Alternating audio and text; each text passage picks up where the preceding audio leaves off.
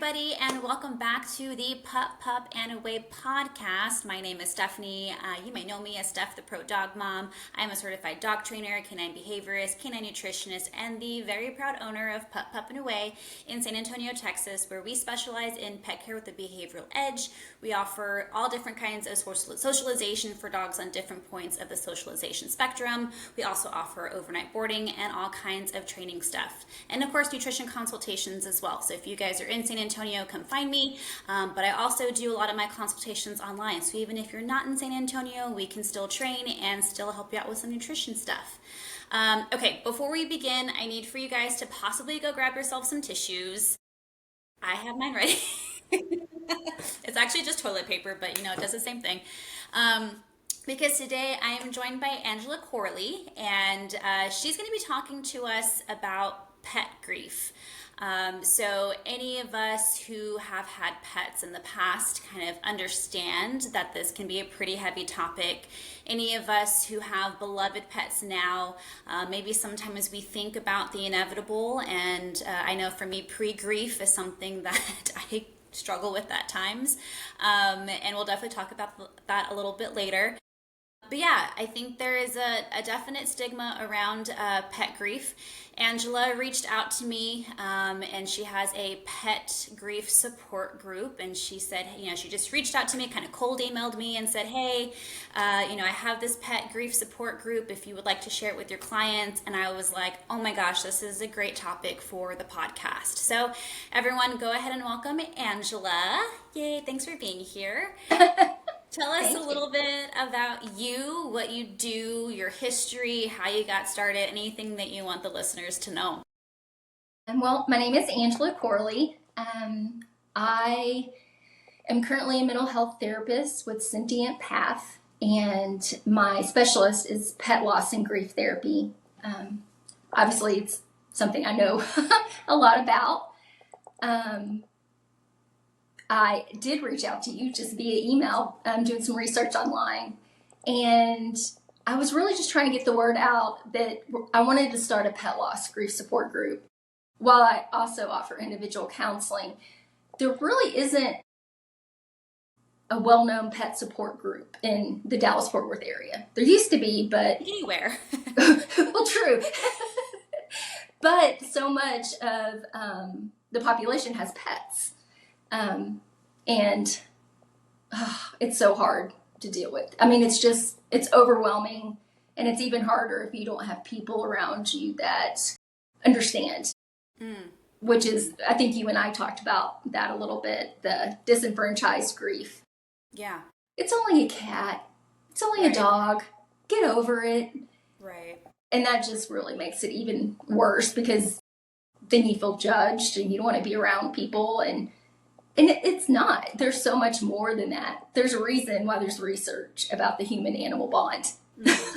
Absolutely. Yeah. I think even too, just having passed, so we're recording this the Monday after Mother's Day, right? And there's always conversation about like our pet moms, plant moms, whatever kind of mom you might identify with, right? And I feel like that's just a very small fraction about what people feel, right? Like, do I get to call myself a mom because I have 2 schnauzers but no children? And so that's a very small piece of it, right? When in regards to what the conversation looks like around pet grief, because anyone who has a pet most likely will lose a pet, right? Unfortunately, they don't live as long as we do. And yeah, there's so much to unpack around that.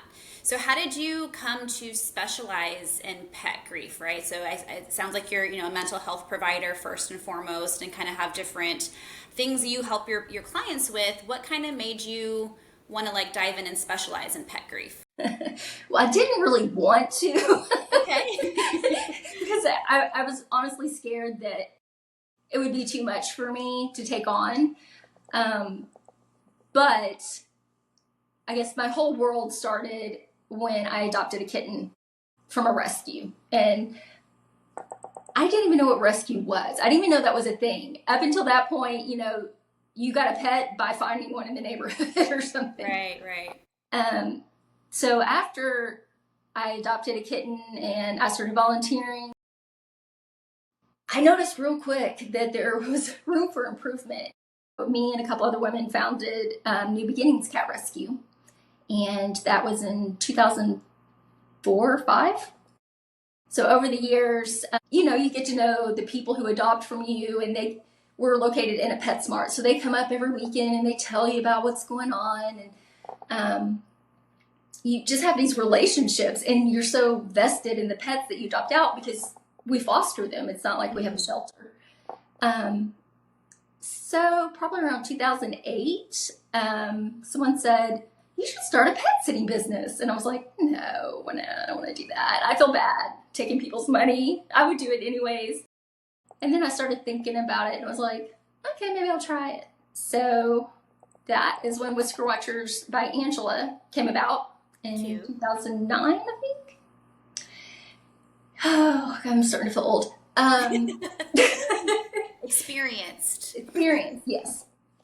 Up until that point, I was working in commercial real estate. As you know, rescue is not a paid position, and pet sitting is very seasonal. It's hit or miss. So I still worked in commercial real estate and hit that glass ceiling. And I was like, this is not good enough. So I'm like, I'm going to go get my master's. And so I chose a master's in social work. And one of my internships was as a veterinary social worker at an emergency animal hospital. Wow. And I was like, what? Veterinary social? What is that? Yeah. But I was all about it. I was like, oh, that's what I want to do. And so there were probably 5 of us. It was open 24/7. And it was intense, but very rewarding. So from that, I just kind of thought about it. I was like, I want to do that, but I'm not sure in what capacity. I don't know that I want to work for like a large veterinary chain, which seems like that's mostly what there is now. They recognize the support of a veterinary social worker, but they don't necessarily want that overhead. Right. So I was like, well, maybe I'll just, provide that service to my clients and our adopters and, see if I can start in private practice. So that is kind of how I got here. That and, experiencing a lot of loss in rescue over the years, as well as my own pets, and then that internship, having a new respect for veterinarians and how they deal with, there would be one day there were 10 euthanasias. And it really takes a toll on the entire clinic or hospital. Yeah, absolutely. That's a heavy mental and emotional burden to load. No matter how involved with it or not involved you are with it, right? Whether it's your pet or you're helping that pet cross the rainbow bridge and you're feeling the grief in that room. I think later on you and I will kind of share some stories about how we've helped clients, navigate through that, which is really tough when you have that emotional connection. Like you said, through fosters and rescues, we adopt, or we have those animals in our homes, we create those relationships with them, we adopt them out, we see them living their best life, and unfortunately as time goes by, that ends up happening, as well as those of us who have pet businesses. We think that your dog is my dog too. Right. And those are always really tough losses, no matter what they look like, whether we are expecting it because the dog is old or they're completely out of nowhere due to a random illness and sickness. It's no matter how you experience it, it's really heavy, for sure. I certainly did not anticipate that when I started the pet sitting business. Yeah. I was like, we get in for it for like the fun stuff. We walk dogs, we play with puppies. There's always a heavy part. If they wanted help, adopting from a rescue or, just behavior tips and stuff like that. But then over the years, as pets start to age, they start declining. And It's been a little devastating. How can it not impact you? You spend every holiday with the same pets usually. Yeah. And you spend more time with them than you do the owners. Very rarely, you see the owners in person once or twice. You mostly just text with them. But the pets, I'm like, they're there for you. Like Christmas, Thanksgiving, all those. So yeah, it's been really hard to experience that as well. It kind of seemed like, okay, I feel like something's trying to steer me in a direction. Yeah. And so I was like, okay, I'm going to try this whole pet loss thing Yeah, since I'm doing it anyways. Very cool. So you mentioned veterinary social work, and that's, I mean, I've been in the pet care industry for a long time. I've worked in the vet care industry, and I've never heard of a veterinary social worker. So what the heck does that mean? What is your responsibilities as VSW is how we abbreviate that, right? Okay. Yes. You're not alone. Most people, well, first of all, you hear social worker, and if you're like me, I think CPS. I think, but really in social work, you can go into private practice or you can work in the community. And so a lot of people do go into private practice. And I don't think people realize that because they're a social worker that they actually provide therapy. Or at least I didn't. The veterinary social work thing, I was just completely clueless. There was a girl in my class who had interned there the semester before. I can't remember what the class was, but we had to stand up and talk about the internship, and she was almost in tears. She was just like, it's so hard. Oh my God. And of course I'm like, okay, this is what you do. And it's okay. It's okay to feel this way. And then I'm like, I need to look into that. There's a couple schools that actually have started like a veterinary social work program where you can get a certificate. Okay. There's very few actual veterinary social workers. We happen to be supervised by one in order to do the internship. And of course, our main role, I would say most, I don't know for sure, but most of veterinary social work is supporting the veterinarians and the pet owners. And it's usually, you know, with the veterinarians, it's grief, it's compassion fatigue, it's depression, and then kind of the same with the pet owners. But the cool thing that we did is when someone would come into the emergency hospital, I'm sure you've experienced this, you are just beside yourself. You're so just overwhelmed. Yeah, you're in shock, I guess. Yeah. And the vet comes in, and it's like he's the teacher on Charlie Brown. It's like all these words come out and they're really big, and you may hear like a third of it. You may hear cancer, and that's all you hear, and you're like, oh my God.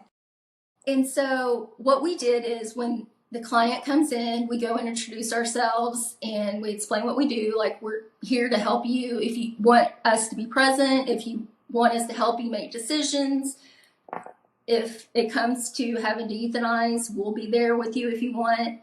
But a lot of what we did was, it was almost like we translated whatever the vet said to the client, because the client didn't hear what they said because they're still in shock.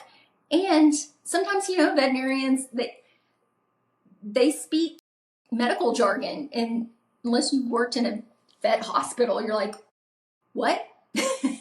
So we would be like, this is what he said. These are the options, you know, help them process that. And then on the other side, we would go back to the vet and let them know, here's the situation. She's really attached to this dog. It's the last thing she has that represents her marriage. Her husband passed away a year ago. You know, I'm sorry. We're just thinking about things. Yes. And so it's like you give the veterinarian what that person's dealing with, because it gives them more insight and it helps them kind of humanize the owner. Not that they don't, but they're a little bit detached, right? They have to be. For their own mental sake, they kind of have to detach a little bit. And so you're giving them the information for them just to be present in that moment and to offer that compassionate, you know, service when it matters the most.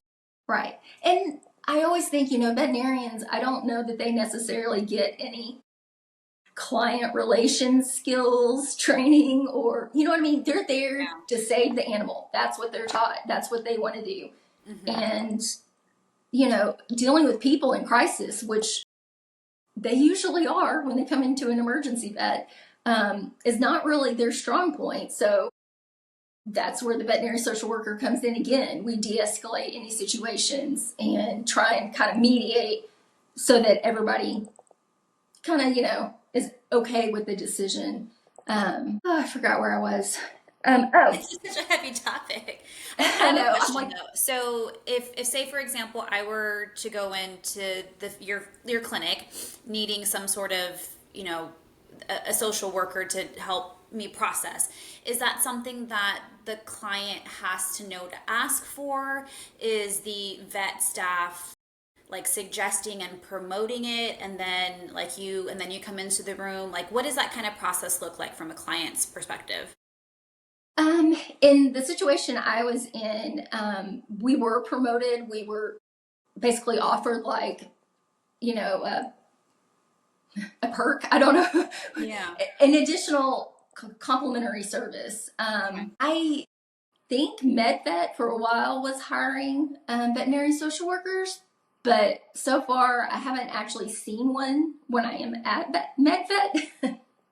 MedVet, and none of the other veterinary hospitals around here have veterinary social workers. Some do up north, but Okay. um, So it is kind of something that you kind of have to know about mainly, yes, right? Unless the vet hospital is suggesting or promoting, recommending, and it sounds like a lot of them are not. And so what is that, okay, so say for example, I'm a client, I get a prognosis from my vet. I'm like, I have no idea what's happening. I go home, look up a local veterinary social worker, and then create a appointment with you, and then we talk about the different things. And I'm guessing that you also have to have a conversation with the vet to understand things from the vet side, so that way you can kind of mediate between the two. right. That's kind of been challenging for me because I'm like, well, is anyone going to know to look up a veterinary social worker? Um, to me, it kind of falls under the pet sitting, but Okay. you have you still have to be licensed to provide therapy. But over time, I've gone through that process of my clients as their pet has gotten ill, and you're basically providing hospice care and helping them make decisions because you know how hard it is to look at your pet and you're like, oh no, they look fine, and then someone else is like, it's time. Yeah, yeah. Um, so I basically just thought I'll just go the route of offering pet loss and support, and if it takes off, I can work directly with the clients. Gotcha.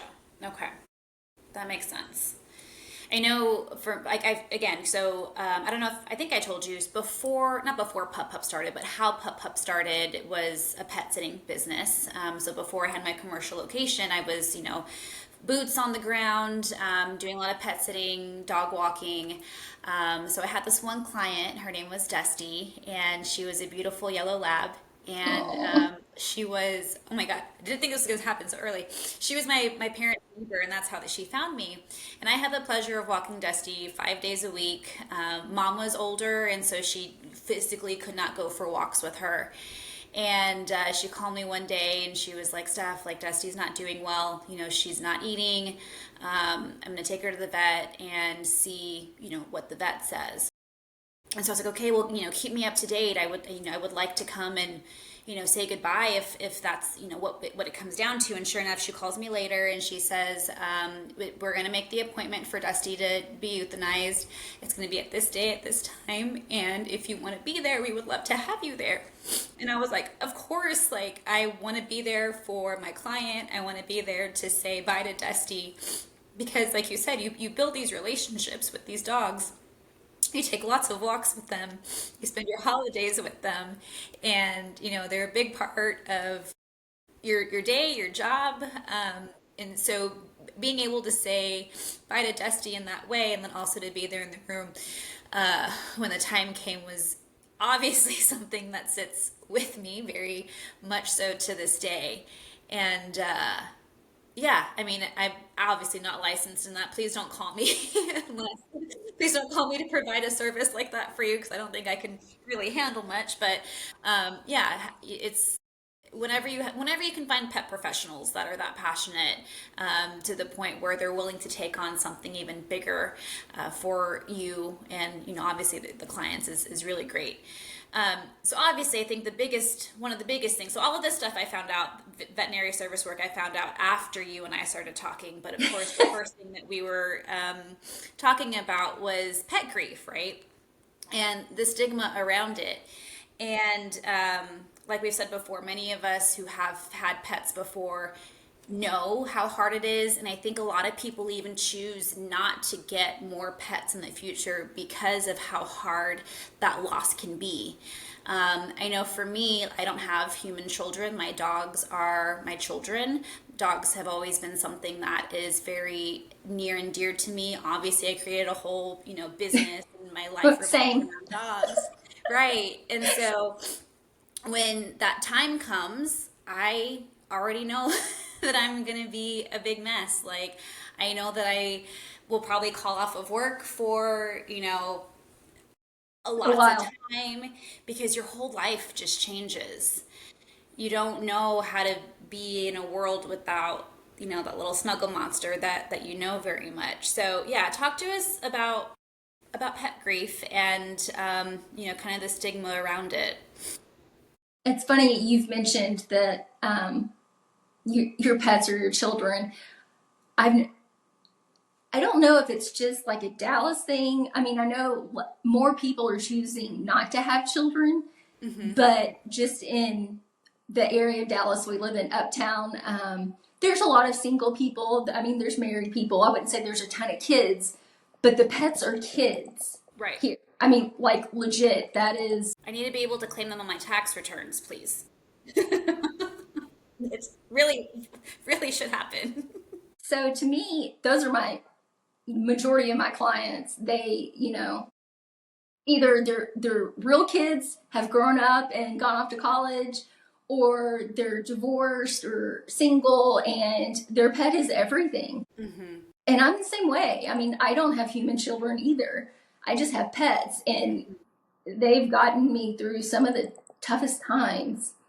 But I learned pretty early on, the first loss I had as a young adult when I was working in commercial real estate, I was devastated. But I was like, no, I have to go to work. I don't want to be a slacker. And of course, I'm sitting at my desk, like crying. Yeah. And the owner walks by and he's like, what's wrong? And I was like, oh, I had to say goodbye to my cat. And, it was really tough. And he was so perplexed. He just looked at me like I was crying over a piece of paper that I threw away. Right. And I was like, it's like, you don't know how to feel. You're like, are you really that clueless? And the answer is yes. And then you're like angry. How is that helping me feel better? Right. You just made me feel worse. Then you really don't want to talk to people about it because you think they're going to judge you or say things like, it's just a dog, it's just a cat, just get another one. I mean, my own family would say things like that to me. Yeah. And you can just get another one. They're all different. They are. Different personalities. They all have, they're all unique in their own way. And you can't, I'm going to take this on a weird tangent just for a second. I told you that tangents were going to happen. Okay.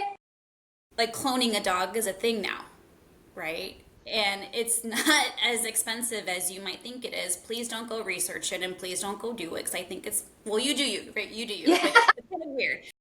I have a friend of mine who's also a trainer in Houston, and she texted me one day and she's like, Steph, I have a client that is a cloned dog.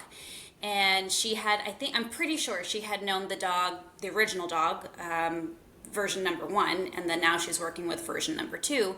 And she's like, it looks the same, like very identical, right? Because it's supposed to be a clone, but the personality is still different because personality is not just DNA, right? Personality is made up from life experiences and then how that changes and alters how you feel, how you think, how you operate. So even though it's a clone dog, you still cannot get the same belly again, right? And it is Right. absolutely worth mourning the loss of your pet because that beautiful soul is no longer Right. with you, right? And so, yeah, that was a weird tangent, and I don't know, hopefully that made sense. I It sounds a little creepy, but I could totally see people doing it. Oh yeah. I mean, it's like the next version of just like stuffing your dog and then always having them there, but now you can actually make sure that they live. And I'm not trying to like make fun of it by any means. No. I mean, it might shoot if grief is a thing, like, and I might consider it. I don't know. I might consider cloning silly, but yeah, it's just a very interesting thing. My point of all of that was there's just no getting your own dog back, right? Right. So, And that's worth more. the void that, like, when you're grieving, you're trying to fill. You just want everything to be the way it was. Yeah. And I see people, especially through rescue, when they come to adopt, there are some people that will wait like years before they adopt another pet. And there's some people the next day. It is so bizarre, but everyone's different. Everyone's And different. really, I don't like rushing people. If it's a new loss, they really need to kind of process that instead of bringing a new animal into your home when you can't like emotionally be there for them because you're still, you know, sometimes I'm like, well, maybe consider fostering that way, but yeah, there's just no perfect formula for how long to grieve. Absolutely.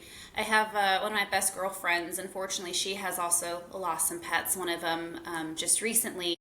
And she's actually a client turned into not only just a friend, but, a best friend. Of And course. the first time that she lost her pet, I said, I'm going to come over. I'm going to tell Max bye. Gave him my hugs and my kisses and everything. And then the second kiddo that just passed, Chimichanga, epic name. Unfortunately, they live in a different city, but she jokes that any time that one of her pets has passed, that she has bought a car. So we all mourn a little bit differently. And I'm like, you go, girl. Like, if that's how you mourn, then that's how you do it. But we also, one of the things that you had talked about and kind of stemming from that is whenever we have pet loss, there's a lack of societal rituals, right? Right. It's. I'm sure I would very happily attend a dog's funeral if that was the case, right? Because that's the kind of person that I am. But that's not something that's of the social norm. So talk a little bit about how that can definitely affect how we grieve. I think it not having the ceremony or the ritual, or for a lot of people, that's the kind of closure they need. As a veterinary social worker, one of the things that we often did was talk to the people, like if a client came in and they euthanized their pet, about a week later, the ashes would come in. We would call them. We'd invite them to come up. And when they came up, we would take them in a room, ask them how they're doing. And they're usually still pretty devastated. We kind of ask them what resources they have and what plans they have to kind of memorialize their pet. And then we give them ideas. And some of the coolest ones I've learned are, like a friend of mine recently lost her dog and she was named Delilah. And I was like, it'd be really cool if you planted some of those flowers. And she's like, oh, that's a great idea. So every time you see those flowers,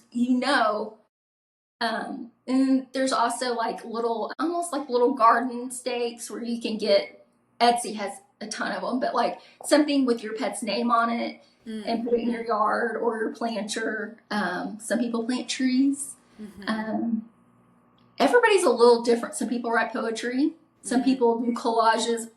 Seems like everybody puts it on Facebook or something. I'm like, it's just more loss. I'm like, I don't want to see that. I'm sitting there crying along with you because that was a beautiful slideshow. I'm going to keep it. I'm going to download that. Yes. I have a friend. She's not really a friend because I've actually never really met her, but she is a fellow pet sitter up in Houston, and she also had a Schnauzer. And of course, she would post about him on social media and all the things. His name was Kingston, and unfortunately, Kingston's time came, and the amount that I cried for over a dog that I've never met before, but just like I loved that dog without ever meeting him. So yeah, there are lots of different layers to all of that. Isn't that crazy? My cousin, she just, not recently, it's been a few years now, her Westie passed away, Laces, and she got, I think it's her ring, or is it, yeah, I think With it's ashes? and I can't remember if it's the ashes that are in there or pieces of fur, of hair that are in there. But it is a very intricate ring. She got to choose like the color in it. They also were able to like shrink down a picture of Laces super tiny. That is my cousin's like favorite picture of her. So if you look really closely, it has like glitter, it has the little picture, it has her name. It's super sweet. So there's all different types of ways to memorializing and celebrating. There's a company, I should have researched this. I didn't think, again, this is another tangent that I wasn't expecting for us to touch on. But there is a company that will take your pet's ashes, or it's like a small amount, and they do science, and they will get a unique image from the ashes. Like I'm having a hard time explaining it because I don't understand it, but it's a unique piece of art, and then they blow it up for you, and it's almost like they look at the ashes and the pattern that it makes. I don't know. You should go look it up. It's great. It's pretty expensive, but like again, it's a way for you to have something up on your wall that no one else is going to have because it's made specifically from your pet's remains, which is super cool. Yeah, so plenty of different ways for that to happen. I think I told you that I recently met a pet photographer, which I have heard of, but I've never used. But the concept of having end-of-life portraits was a thing that was new to me. And after talking to the owner, she was like you and I. She was like, I wanted a way to make my dog live forever, and the best way I can do that is providing photography to other people who want the same. Yeah. Her dog is the dog. She called it her heart dog, I think, is in the logo of her business. But she said, there are people that will spend thousands of dollars in portraits of their pets for their home. And I was like, well, that I can definitely see. But the end of life thing was new. And she said, I'm usually the first person they call whenever the pet's declining or the pet has passed away. Mm-hmm. So she was like you. She was like, I think I could totally use your services. Absolutely. Yeah, I love the idea of an end-of-life photography session. We had Leticia Salazar, local pet photographer, and she talked about how she offers that service. And that's a service that I became aware of when I was living in Houston. There's a famous photographer named Robin Arudi, famous pet photographer, and she was the one that introduced me to end-of-life photography sessions. If you, unfortunately, well, I was going to say to get good photos, but I think any photo is a good photo. But to get something maybe extra special, know that time is coming, and so that way you can schedule that session and be in the video or the pictures with your pet, and take them out somewhere nice and sunny and get those gorgeous photos. But of course, I'm sure a lot of pet photographers would be happy to come to your home and make sure that they're doing that in the comfort of where the pet's comfortable. But yeah, that's a beautiful way, I think. And but of course, if it's a very quick decision that you have to make, sometimes right, we don't get the option to do that.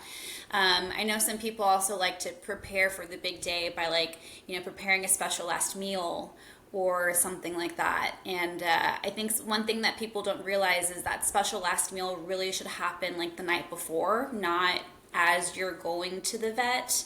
I I know someone who, when they were on the way, they stopped at McDonald's, got a Yes. hamburger for their dog, which is gorgeous. I'm all for that. Like, let them eat cake, let them eat, the things, right?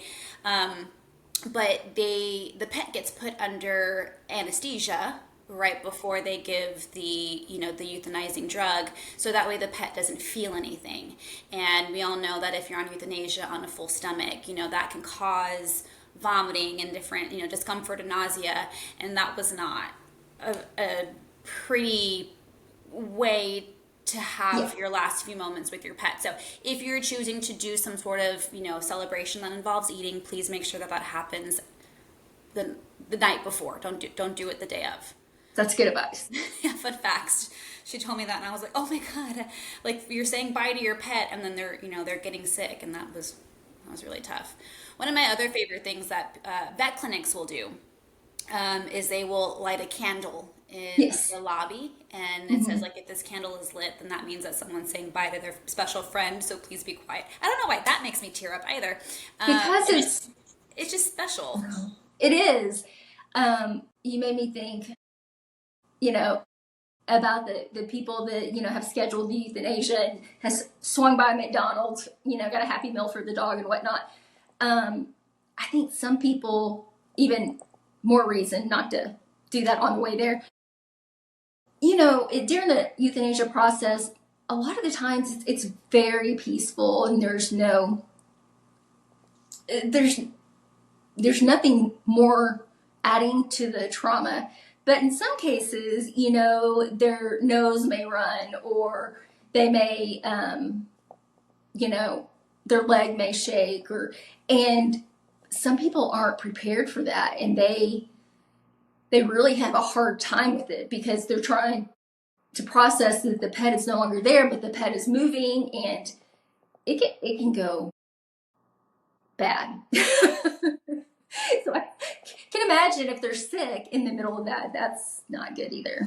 Yeah, and I think again that kind of goes based onto the vet staff to have those conversations and say, like, this drug that I'm administering right now it's a general anesthesia, and it's gonna help your dog feel comfortable, and then things to expect. I remember when I put down my childhood dog, they told us to expect for them to eliminate, to pee or Hmm. poop, because everything in the body relaxes. So they prepared us for that, and then they also, put towels and Hmm. different things, so that way if it did happen, it wouldn't be something that we would really notice. So that way we can really focus still on saying Right. bye. Yeah. And so just that education component of it is really important too. Wow, I knew I should have had my tissues close by.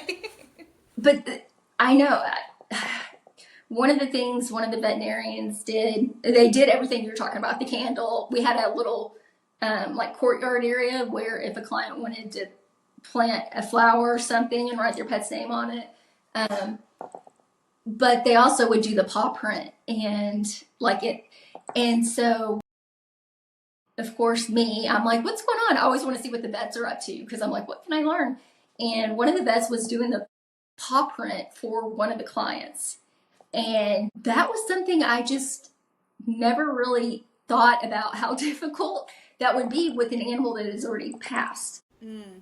It looked nothing like a paw print.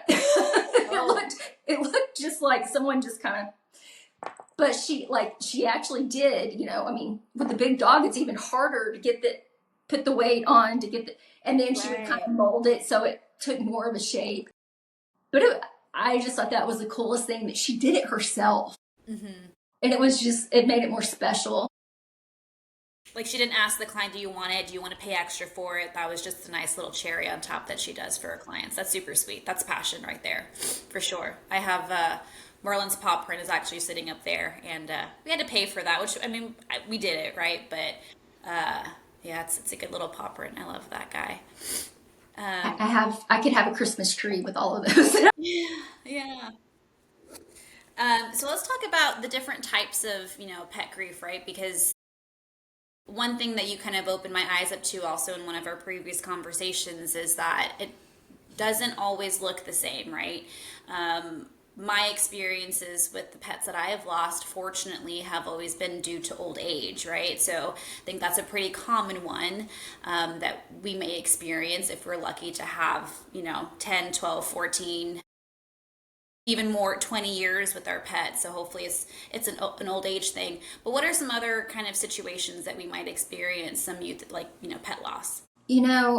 I think the sudden ones, the unexpected ones are even harder because, like if a dog gets hit by a car or there's a dog fight or there's, someone's walking a dog and that dog gets loose and attacks a cat, and it's just devastating. And I think I told you, and thank you for letting me reschedule, one of my clients had rescued a cat. He just showed up one day and I was like, well, you have to get him fixed. And she's like, I don't know if I can trap him. And I was like, well, did you try picking him up? He was the most tame, social, sweet, silly cat.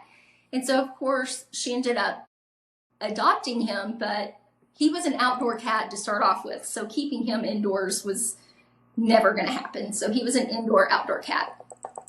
And I guess it was the weekend before last, she called me so upset, and she said that he had been hit by a car. And she's like, what do I do? The first thing you think is, where do I take him? Even though she knows where to take him, she can't think. She's in shock. Yeah. And then the second thing is like, how am I going to afford this? Because you're not going to an emergency vet and getting out anything less than $500 to $800, I would guess. And I'm like, I don't know if y'all have this, it's Veg. It's a new veterinary hospital. They have different locations, but it's a very open concept. And if you call them and ask them questions, they'll actually answer your questions. Oh, that's so nice. Everyone's like, no, you got to come in. Oh, okay. Right. They're going to tell you that regardless. But I've had really good experiences there. When you bring your pet in, you stay with your pet the whole time. Love that. So you get to see what they're doing. You get to comfort your pet. And it makes it a little bit easier. So with my client, I'm like, don't worry about the money. We'll worry about that then. Put him in a carrier. I'll meet you there. And, they pretty quickly were able to tell that it wasn't something that could be fixed. It wasn't like a surgery could fix it. He was a young cat, and she was just like, she couldn't process. Like, there was no way she could make decisions. Yeah. So of course I stepped up and helped her, but she had just lost her 18-year-old cat in November. Yes. So when you have multiple losses, it's called compounded grief. And it can be humans, it can be animals, it could be the loss of a marriage, there's so many different types of loss that I don't think we really think about. We think about, pets, people, and that's about it. Mm-hmm. Well, and some people just people. Right. But with her, she had a really hard time, and sadly I've been in that situation enough to recognize when there's no hope, and also kind of read between the lines with the veterinarians. I will say at this hospital, they're pretty transparent, and they're not like, hey, you need to do this, but they're like, here's a situation. This is what could happen. This is, you know what I mean? They give you the options, but they don't disguise it. Right. I've had both, and I really don't like the vets that just won't help the owner one way or the other because they don't want to feel responsible, or I'm not sure why. But so I knew, like, I don't even remember what words the vet said, but I was like, we need to say goodbye.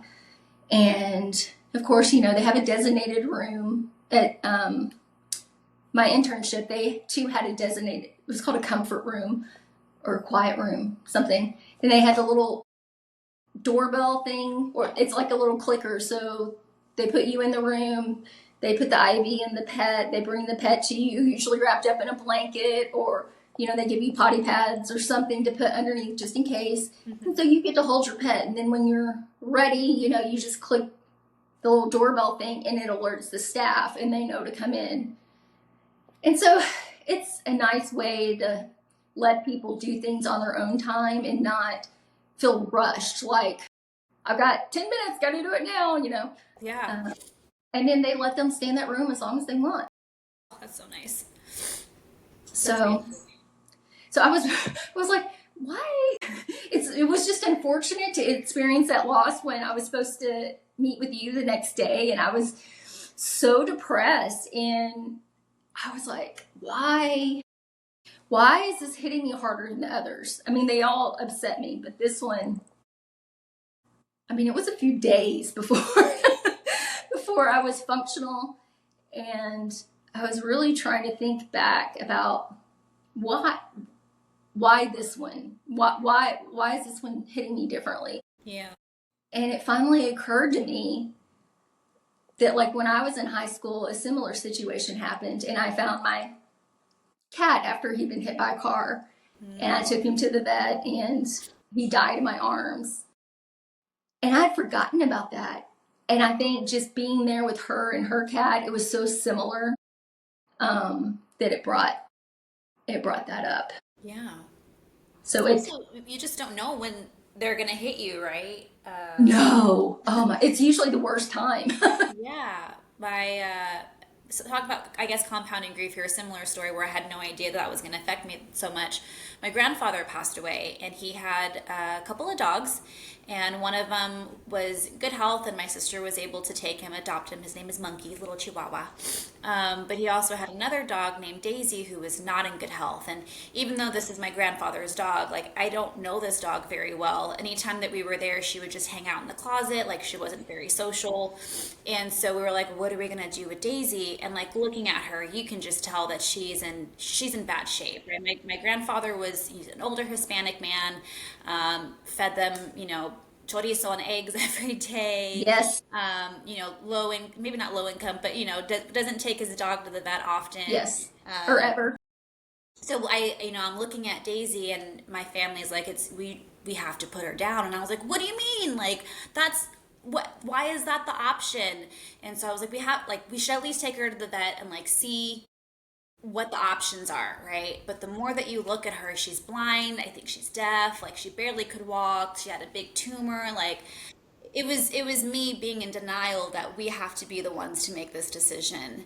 And so I said, okay, like, well, I'll take her to the vet, I'll find out the information, but I'm not going to let her be alone.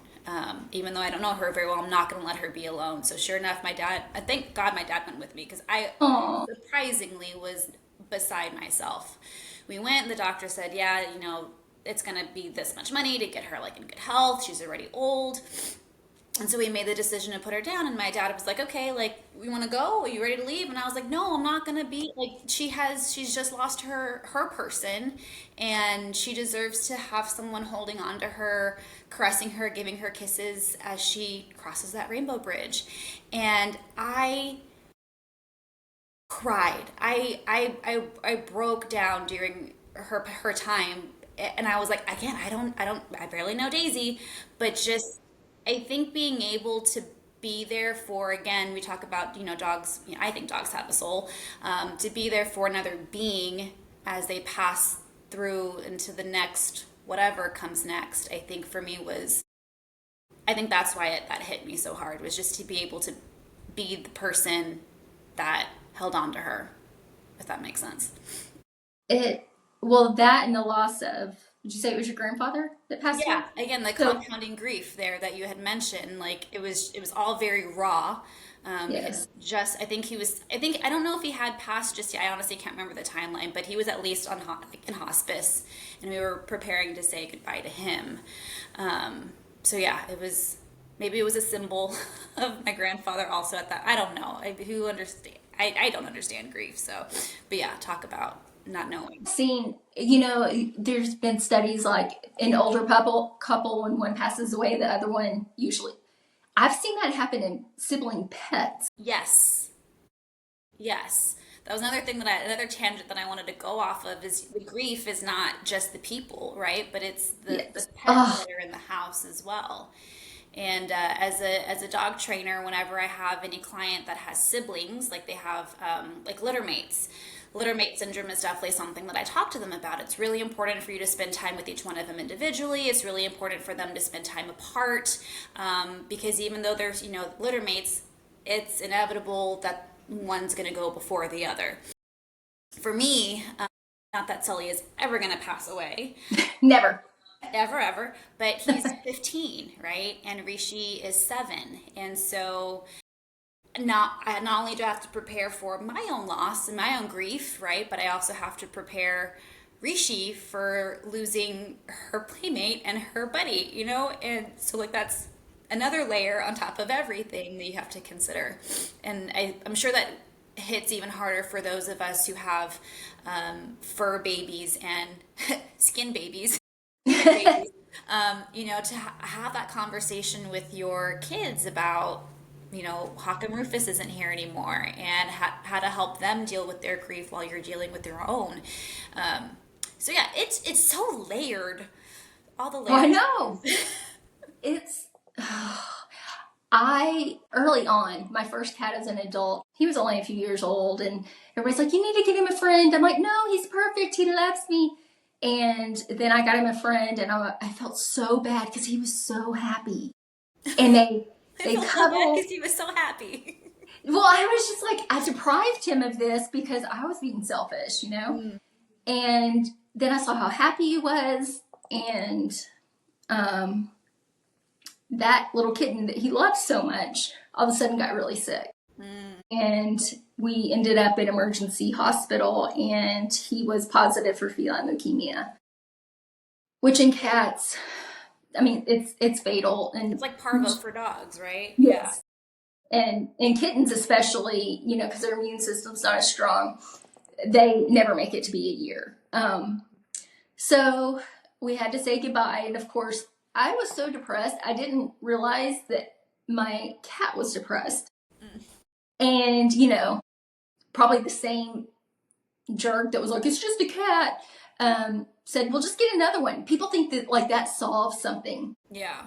They're And not so I did, replaceable. which just made things so much worse because my cat's grieving, I'm grieving. The new kitten is a little squirrely and To put it nicely. having a lot of anxiety, and he would get underneath the bed, right in the middle of the bed where you couldn't reach him, and just cry. So we were all just crying. Mm. And then I noticed my adult kitty was looking kind of thin, Mm. and took him to the vet. I did not know that they grieve, and when they grieve, they can stop eating, and when they stop eating, everything starts shutting down. And so they suggested a feeding tube. So I learned really quickly. I was like, okay, how does this work? I had to put him in a onesie, and I cut a hole for the tail to keep him from, because he pulled the tube out before we even left the bed. They had to put it back in to keep him from doing that again. But, you just, special food in the blender with water, you mix it up, and then you push it through like what's that thing called? The clear plastic thing that goes Like an like an intubation. IV. Okay, yeah. Um, and I was so worried that I was going to lose him, and I just felt stupid. Like, how did I not know this? And then one day I was making a turkey sandwich, and all of a sudden he was like, meh.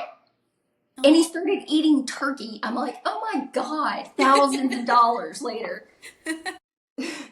But so I do tell people, I'm like, it affects your pets. I think they often know before we do. They can sense, like in cats, like if one senses one's ill or not feeling well, they'll kind of try and move up the cat hierarchy almost, or they'll start picking on that one because they can sense it's weak. Mm. And then some animals could care less. They're like, I've always wanted to be a single pet. Yeah. So it's the things that like we grew up not thinking were important are, like letting them grieve, helping them do that, waiting to introduce a new pet, introducing the new pet properly, not the how I grew up, bring it in and like hope you see it again. Years. Yeah. So we've talked a lot about pet death, right? Which is Yes. obviously a heavy subject, but there's also other ways that we can lose pets. I think Oh, yes. you kind of mentioned it a little while ago, but and there's a variety of them, right? Mhm. You get a divorce and your partner ends up with Oh, a pet. Maybe your pet runs away or gets stolen. So they haven't crossed the rainbow bridge, but they're still not with you. Maybe you have to make the really tough decision to rehome your pet for whatever reason. So there's obviously other ways that we can still be experiencing pet loss without it being a result of death, correct? correct. And I think I mentioned the divorce one to you, and you were like, Think about that. well, And also, they're mine. What are you talking about? right. Personally, in my divorce, I had that in the paperwork that the pets belong to me. Yep. Uh huh. I mean, literally, you can include your pets in your divorce. Um, I did in my prenup. yeah, but it's just so unfortunate that pets end up being abandoned due to circumstances. Their owner passes away, and the owner thinks the family is going to take care of their 18-year-old dog or cat, and the family doesn't want to have anything to do with it. And Mhm. so it's so devastating because you're like, they're calling rescues, and I'm like, really? You want me to take an 18-year-old pet because you don't want to let it live out its final days with you? It was your real. It's just, but the divorce, that one I learned through pet sitting. I learned pretty early on when I had a client that they were thinking about separating. I was like, they're going to end up getting rid of the dogs. And I hate that more than anything So because, neither one of them ended up with the pets. They just said clean well, slate, no one gets them. well, at first they went from one, the husband was going to take them both, and then it went to the wife was going to take one, and the husband was going to take one. It's like, well, now you're separating them. So Yeah. not only are you separating the husband and wife, now the pets are separated. And it's just like, Yeah. what's worse? And so in this situation, they both went with the wife. The wife had two kids that, I don't know, elementary school or something. Reason. And sure enough, one by one, it was like, oh, we just don't have time. As I'm pet sitting and walking her dog every day, we just don't have time for the dog, and so we're just gonna find it a good home, as if these good homes are in surplus, and I helped her with resources like try, this breed specific rescue. Reach out to whoever you got the dog from. They'll likely take them back. Or, take them to the vet, see if there's like a medical issue. And shortly after that, they ended up rehoming the other one. Mm. And it was just like, is it because it reminds you of your husband? Is it because you're so overwhelmed with the divorce that it's one more thing you don't think you can handle because all of a sudden you don't have that additional support of a spouse? Mm-hmm. I see that. Oh, and the people that get remarried. Mm. We once had a guy that we helped him rehome like 6 cats. And it was so devastating. And it was all because he was getting remarried and she didn't like cats. Oh. And I'm like, how about you reconsider who you're marrying? Because if you're going into it, she's making you give up something that you love and you've dedicated to caring for right off the bat. That's got to be a red flag. Yeah. Yeah. And it was just heartbreaking. I'm like, that is just wrong. Like, Yeah. build a catio. I don't care what you need to do. Like something. Yeah. So many different, there's again layers to everything, and in those decisions, again, and I just like you having so many different clients, you see different people and the situations that they're in, and I might not agree with that decision that they made, but when you pull apart the layers and you're like, oh, okay, like this dog is not meant for you, like Right. And sometimes, as a trainer, I have to make those suggestions of like either you need to get on the bandwagon and be the person that this dog needs, or we have to think of something different. So yeah, whenever you have to be the reason that you're Yeah. not just death, but choosing life decisions upon, getting divorced, getting remarried, moving. It's really easy for us to be like, you don't move there or whatever. But Right. who knows? Maybe some different stuff's going on there. Well, Angela, thank you so much for spending a lot of time with us and talking about a very heavy topic. Yes. Hopefully, our listeners didn't cry too much listening to this. If not, we did. It's okay. Indeed. It's a very, whenever being in the pet care industry, it's obviously a passion for maybe not everyone, but for a lot of us. So tell us a little bit about your support group. Is that something that is like only in person? Do you also do virtual? Just tell us about the support group in general.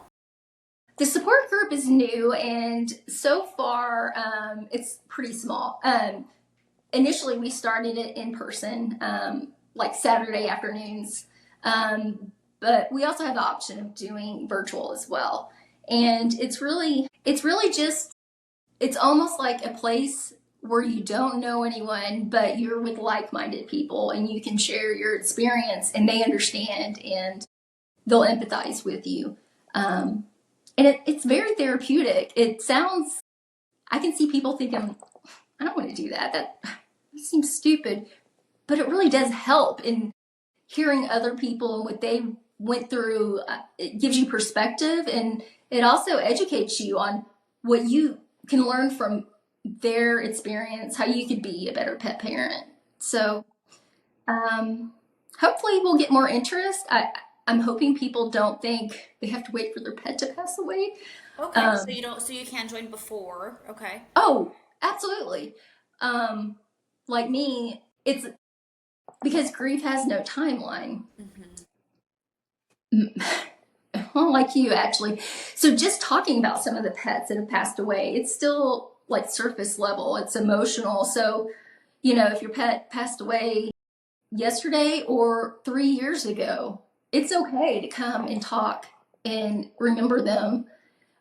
It doesn't have to be just like right after a loss. It could be, preparing for the loss. It could be like, oh, you thought you were okay, and then another loss happened, and all of a sudden you're like down in the dumps, and you're just thinking about all the loss. And Yeah. It's like a built-in little support group. I love that. Yeah, like you said, I don't know anyone, but everyone there is like-minded, and everyone there is going to understand what you're going through, what you're preparing to go through, and just, again, having as much information as possible to go through that, especially, again, if it's your first time, you don't know what to expect. When you have to make the decision to euthanize or anything like that, it's good to, again, be educated and just understand what the process is like a little bit. Exactly. Angela, how can people get to know you more? How can they reach out to you? What are good contacts? Well, if you're interested in therapy, the name of the company is sentientpath.com, and you can look at the different therapists, and there's a little page that says Meet Angela. If you want to check me out that way, I'm also on LinkedIn, Facebook, all those good things. Email Ange Corley, ANGCORLEY @gmail.com. That's just a good general one if you're interested in therapy or pet sitting or, hospice support. Just have questions. I'll do my best to answer you. And if I can't help you, I'll point you in the way of someone else or give you resources. And again, just to highlight also, not only is Angela a therapist and can help you with, loss of your pet and grieving, but she's also a pet sitter. So if you're in the Flower Mound area, is that correct? I'm actually in Dallas. Flower Okay. Mound is where the therapy office is. Gotcha. So your pet sitting clients are in the Dallas proper area? Yes. Gotcha. So if you're looking for anyone, do you do cats and dogs? Cats and dogs, rats, bunnies, birds. I know I had a blind duck. That's also a word, duck blind, but I meant blind duck client at one point too. Yeah, so we just get all kinds of animals, but I know. I had a turtle. Really liked the turtle. Yeah, those guys. A hedgehog. Oh my god. Ooh, that's fun. Those guys need pet care too while people are on I vacation. know. Absolutely. All right, guys. Well, thank you so much for listening. Angela, thank you so much for being with us. And listeners, we'll catch you at the next episode. Thank you. Bye. Now, that might be the end of the episode, but the fun doesn't have to stop here. Follow us on social media. I'd love to connect with you. We have quite a few social media platforms. For nutrition and holistic pet care tips, follow me on TikTok and Instagram at Steph the Pro Dog Mom. You can find fun training tips on Facebook, TikTok, and Instagram at Pup and Away SA. If you're in San Antonio and you want to bring your dog to us for boarding, training, socialization, and nutrition, come find us. But if you're not in San Antonio, we do training and nutrition sessions virtually. Yes, they can be just as effective, I promise. Please rate, review, and subscribe to my podcast on whatever platform you listen on. And please, please, please share with a friend. The positive reinforcement of knowing people actually listen to this and find it valuable helps motivate me to keep on recording. We'll see you guys at the next episode.